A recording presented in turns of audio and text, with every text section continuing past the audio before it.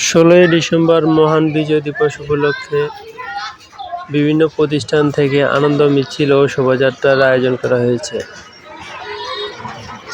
এতে দেশের প্রতি মায়া, মমতা, ভালোবাসা আরও মানুষের দৃঢ়ভাবে প্রতিষ্ঠিত হচ্ছে।